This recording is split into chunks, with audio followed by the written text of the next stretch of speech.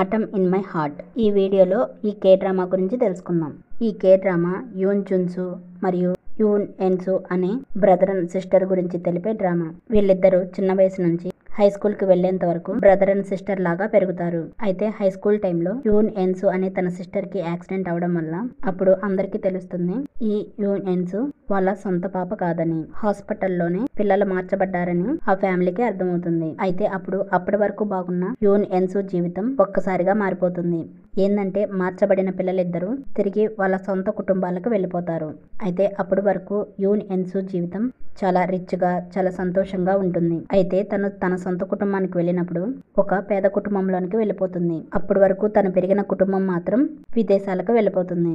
ఈ విధంగా యూన్ ఎన్సు కొరియాలోని తన పేద కుటుంబంలోనే ఉంటుంది.